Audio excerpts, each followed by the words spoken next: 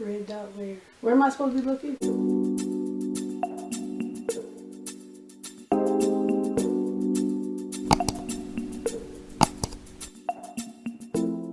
Hey book nerds, welcome back to my channel, The Book Nerd.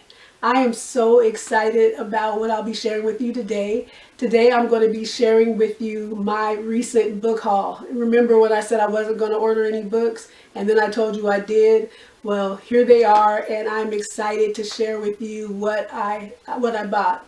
So I got 6 books from Barnes & Noble and 1 from Amazon. I'll start with a few from Barnes & Noble and then I'll share one with Amazon kind of in between. And with the Barnes & Noble stash that I'll start with, I'm going to start with the thrillers. So I told you that I rarely read horror, but when I do, it is Stephen King. I've been reading Stephen King since I was in like 4th, 5th, 6th grade. I don't remember, one of those grades. I think it was 5th. And that probably wasn't the best thing to start reading when you're a kid, especially when you're a scary kid, but I did, and I've been a fan ever since. So this particular book is called If It Bleeds. This is Stephen King's newest book, and this is actually a book of 4 short stories.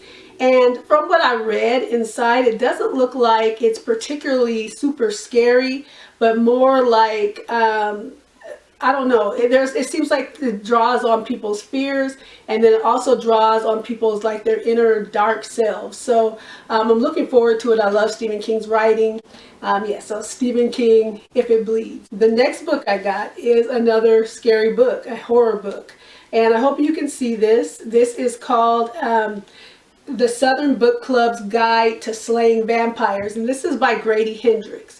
So I've read one of Grady Hendrix' books before. I read My Best Friend's Exorcism. Why did I read that? Because I'm crazy. I don't know. I decided to read that because I liked the cover. Actually, I was at a bookstore. My sister saw it.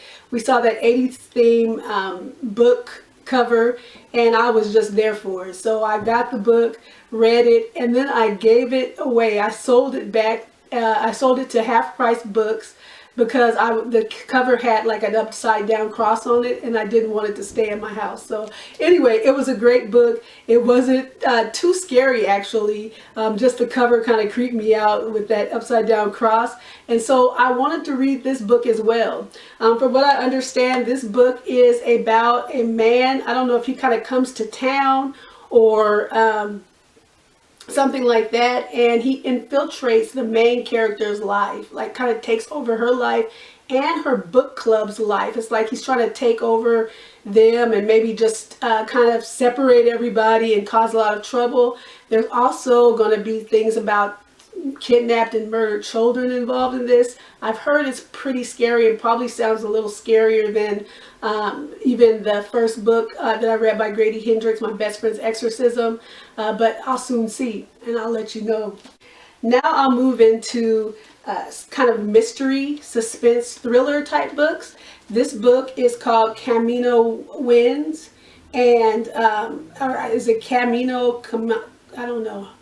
Whatever it is, and this is by John Grisham. And I don't know, in my first introduction video I listed a lot of books types, the genres that I like. I don't know that I named mysteries and thrillers and suspense. I used to read these a lot when I was younger, and I read Mary Higgins Clark, I read James Patterson, I read Valerie Wilson Wesley, and just several other authors that did any type of suspense and mystery.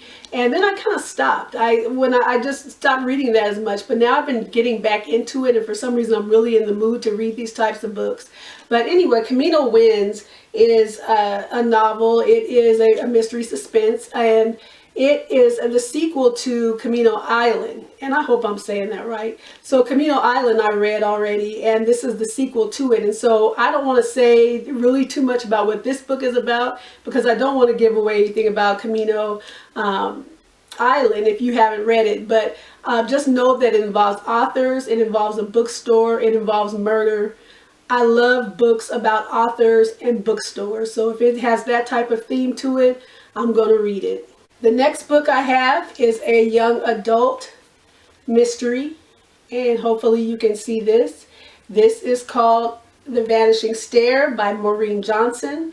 I have not read any of Maureen Johnson's books yet, but I do have Truly Devious. Truly Devious is on my to-be-read bookshelf, and so I haven't read that yet, and so I won't read the back of this to know exactly what this is about. I just know that it's a sequel, and it's part of a trilogy, I believe, and I know that Truly Devious is about an academy, so a school, an academy, and a murder takes place, and also an unsolved, it revolves around an unsolved murders and unsolved kidnapping from 1936 or sometime in the 1930s. And of course, I don't know what happened in that, so I don't want to know anything by reading the back of this. But another thing that I love is when a book is based in a school. So if it's based in a school, an academy, or something like that, I'm going to read it. This one gets a little lighter, and this is the one that I got from Amazon. The others have been from Barnes and Noble, and this one is called Cat Out of the Bag. This book is by Wendy Kendall. I actually know Wendy pretty well. She lives in the same state as I, and I'm really excited to be able to support her and read this book. This is a cozy mystery, so this is different from the other ones. This is going to be lighter, and it has a great play on words. Cat, K-A-T, and again, I know there's a lot of glare, but Cat, K-A-T, stands for Catherine, who's the main character. Out of the bag. So the main character is a purse designer that also owns a purse museum. And so there's a lot of catchy things going on with that title. And at this museum, she's going to hold a gala, and a murder will take place. So we'll get to explore that as we read. The next book I have is called Deacon King Kong. I tell you, when I just saw this cover and I saw the name, it just attracted me. This is a book by James McBride, and I have not read any of James McBride's books, but I've heard great things, and I hope that when I read this, it'll encourage me to want to read more of Mr. McBride's books.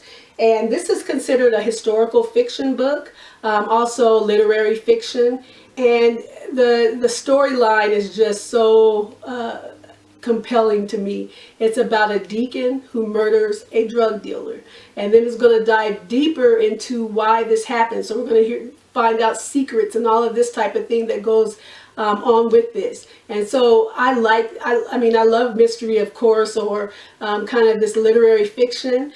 And I also love when things are revolved around kind of like church life as well. So I think this will be really interesting to find out why in the world did this deacon kill this drug dealer, and is this deacon going to live to see the day after doing it?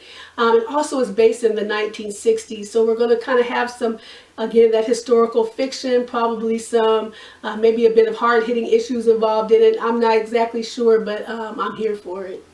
Finally, we have something super light. This is called Tweet Cute. And if you can see this, isn't this, this cover is just so cute. And that caught my eye. And I originally heard about this book from Bookables, another YouTuber that I watch a lot. And so I liked the way she described the book, you know, what she read about the book. And it just sounds like something really light, something that I want to read in the summer. This book is written by Emma Lord, and I've never read any books by Emma before. This may even be her first book, I'm not sure. But it's just so cute, and the storyline is awesome. So it is a young adult book. It's a young adult romance. And it is about, the main character's name is Pepper, and she works for her family's fast food establishment, and she also does their Twitter account. So she runs the Twitter account. And then there's another establishment, it's a deli, and Jack he works there, and his family owns that deli. And they believe that Pepper and her family stole their recipe for their famous grilled cheese. So you bring up grilled cheese, and now I'm really wanting to read this book. So they start having a Twitter war, and in this Twitter war, looks like they might find love or something like that, or maybe people are encouraging love. I don't know, but I'll soon see when I read this book. So you can see I have a vast array of tastes in books. I'm just so excited to read these. I'm not sure when I'll read them. I'll figure that out later and let you know. But I thank you for watching, and I hope that you can share with me if you read any of these books and let me know how did you like them. Don't tell me about them, but just let me know how you liked them. And also make sure that you subscribe to my channel. I'm looking forward to telling you the next time I talk to you about my to be read stack, or it's kind of more than a stack. You'll see it's a little out of control, but I'm going to share that with you. Anyway, thank you for watching again. Make sure to subscribe, be book nerdy, and be blessed.